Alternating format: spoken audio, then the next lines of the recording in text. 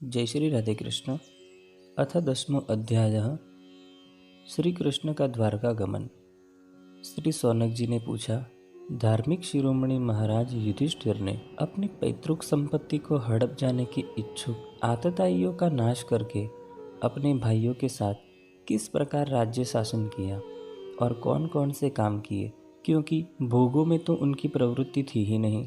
श्री सुत जी कहते हैं, संपूर्ण सृष्टि को उज्जीवित करने वाले भगवान श्री हरि परस्पर की कलाग्नि से दग्ध कुरुवंश को पुनः अंकुरित कर और युधिष्ठिर को उनके राज्य सिंहासन पर बैठाकर बहुत प्रसन्न हुए। भीष्म पितामह और भगवान श्री कृष्ण के उपदेशों के श्रवण से उनके अंतःकरण में विज्ञान का उदय हुआ और भ्रांति मिट गई। भगवान के आश्रय में रहकर वे समुद्र पर्यंत सारी पृथ्वी का इंद्र के समान शासन करने लगे। भीमसेन आदि उनके भाई पूर्ण रूप से उनकी आज्ञाओं का पालन करते थे। युधिष्ठिर के राज्य में आवश्यकता अनुसार यथेष्ट वर्षा होती थी। पृथ्वी में समस्त अभिष्ट वस्तुएं पैदा होती थी।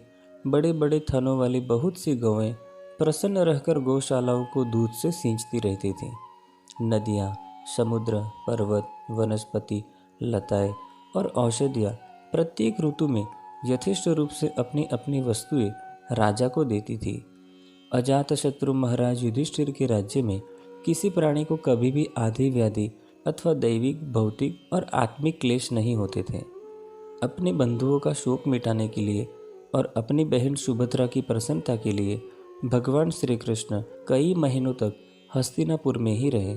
फिर जब उन्होंने राजा युधिष्ठिर से द्वारका जाने की अनुमति मांगी, तब राजा ने उन्हें हृदय से लगाकर स्वीकृति दे दी। भगवान उनको प्रणाम करके रथ पर सवार हुए। कुछ लोगों ने उनका आलिंगन किया और कुछ ने प्रणाम। उस समय सुभद्रा, द्रौपदी, कुंती, उत्तरा, गांधारी, धृतराष्ट्र, युयुत्सु, कृपाचार्य, नकुल, सहदेव, भीमसेन, धौम्य और सत्यवती आदि सब मूर्छित से हो गए। वे सारंगपाणी भगवान श्री कृष्ण का विरह नहीं सह सके। भगवत भक्त सत्पुरुषों के संग से जिसका दुस्संग छूट गया है, वह विचारशील पुरुष भगवान के मधुर मनोहर सुयश को एक बार भी सुन लेने पर फिर उसे छोड़ने की कल्पना भी नहीं कर सकता।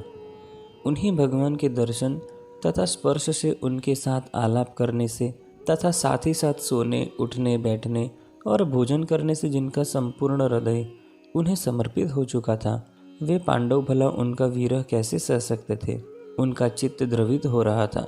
वे सब निर्निमेष नेत्रों से भगवान को देखते हुए स्नेह बंधन से बंधकर जहाँ तहाँ दौड़ रहे थे। भगवान श्री कृष्ण के घर से चलते समय उनके बंधुओं की स्त्रियों के नेत्र उत्कंठावश उमड़ते हुए आंसुओं से भर आए, परंतु इस भय से कि कहीं यात्रा के समय अशकुन न हो जाए, उन्होंने बड़ी कठिनाई से उन्हें रोक लिया।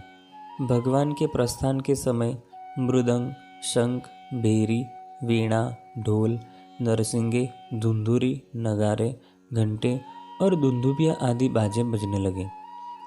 भगवान के दर्शन की लालसा से कुरुवंश की स्त्रियां अटारियों पर चढ़ गई और प्रेम, लज्जा एवं मुस्कान से युक्त चितवन से भगवान को देखती हुई उन पर पुष्पों की वर्षा करने लगी।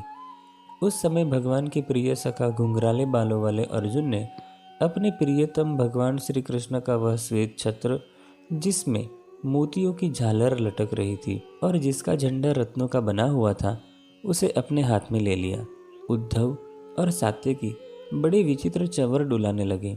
मार्ग में भगवान श्री कृष्ण पर चारों ओर से पुष्पों की वर्षा हो रही थी। बड़ी ही मधुर झांकी थी। जहाँ तहाँ ब्राह्मणों के दिए हुए सत्य आशीर्वाद सुनाई पड़ रहे थे। वे सगुण भगवान के तो अनुरूप ही थे, क्योंकि उनमें सब कुछ है, परंतु निर्गुण के अनुरूप नहीं थे, क्योंकि उनमें कोई प्राकृत गुण नहीं है। हस्तिनापुर की कुलीन रमणियाँ, जिनका चित्त भगवान श्री कृष्ण में रम गया था, आपस में ऐसी बात कर रही थी जो सबके कान और मन को आकृष्ट कर रही थी। वे आपस में कह रही थी, सखियों, ये वे ही सनातन परम पुरुष है जो प्रलय के समय भी अपने अद्वितीय निर्विशेष स्वरूप में स्थित रहते हैं। उस समय सृष्टि के मूल ये तीनों गुण भी नहीं रहते। जगदात्मा ईश्वर में जीव भी लीन हो जाते हैं और महतत्वादी समस्त शक्तियाँ अपने कारण अव्यक्त में सो जाती है। उन्होंने ही फिर अपने नाम रूप रहित स्वरूप में नाम रूप के निर्माण की इच्छा की तथा अपने काल शक्ति से प्रेरित प्रवृत्ति का, जो कि उनके अंशभूत जीवों को मोहित कर लेती है और सृष्टि की रचना में प्रवृत्त रहती है, अनुसरण किया और व्यवहार के लिए वेदादि शास्त्रों की रचना की। इस जगत में जिसके स्वरूप का साक्षात्कार जितेंद्रिय योगी अपने प्राणों को वश में करके भक्ति से प्रफुल्लित निर्मल हृदय में किया करते हैं, ये श्री कृष्ण वही साक्षात पर ब्रह्म है। वास्तव में इन्हीं की भक्ति से अंतःकरण की पूर्ण शुद्धि हो सकती है, योगादि के द्वारा नहीं। सखी, वास्तव में ये वही हैं जिनकी सुंदर लीलाओं का गायन वेदों में और दूसरे गोपनीय शास्त्रों में व्यासादि रहस्यवादी ऋषियों ने किया है, जो एक अद्वितीय ईश्वर हैं और अपनी लीला से जगत की सृष्टि, पालन तथा संहार करते हैं, परंतु उनमें आसक्त नहीं होते।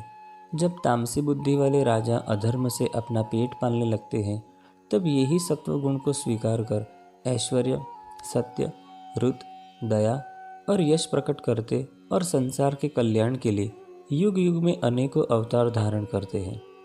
यह यदुवंश परम प्रशंसनीय है, क्योंकि लक्ष्मीपति पुरुषोत्तम भगवान श्री कृष्ण ने जन्म ग्रहण करके इस वंश को सम्मानित किया है। वह पवित्र मधुवन भी अत्यंत धन्य है, जिसे उन्होंने अपने शैशव एवं किशोरावस्था में घूम फिर कर सुशोभित किया है। बड़े हर्ष की बात है कि द्वारका ने स्वर्ग के यश का तिरस्कार करके पृथ्वी के पवित्र यश को बढ़ाया है। क्यों न हो, वहाँ की प्रजा अपने स्वामी भगवान श्री कृष्ण को, जो बड़े प्रेम से मंद मंद मुस्कुराते हुए उन्हें कृपा दृष्टि से देखते हैं, निरंतर निहारती रहती हैं।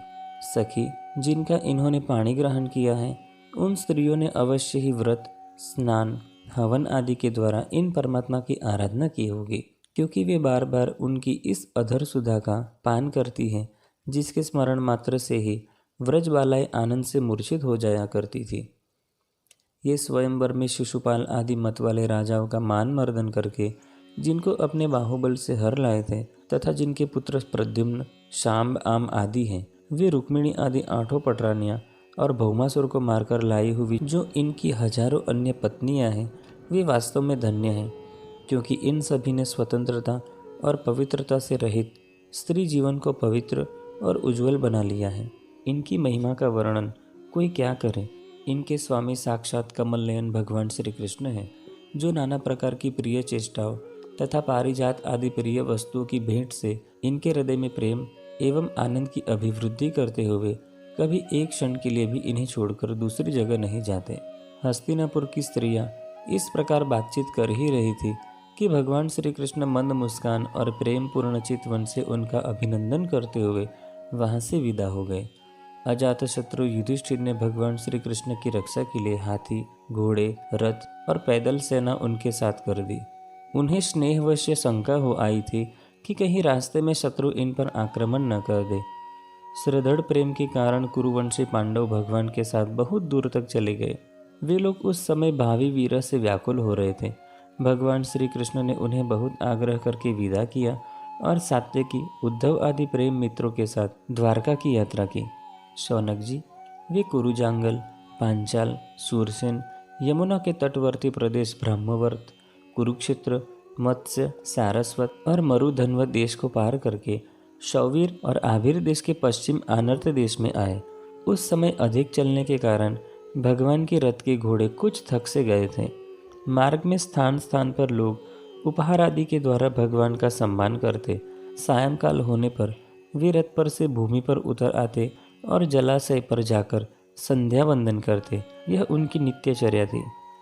इति श्रीमद्भागवते महापुराणे पारमहंस्यां संहितायां प्रथम स्कंदे नैमिषीयोपाख्याने श्रीकृष्णद्वारकागमनं नाम 10वां अध्यायः। अथ 11वां अध्यायः द्वारका में भगवान श्री कृष्ण का राजोचित स्वागत। इसे हम कल देखेंगे। तब तक के लिए जय श्री राधे कृष्ण।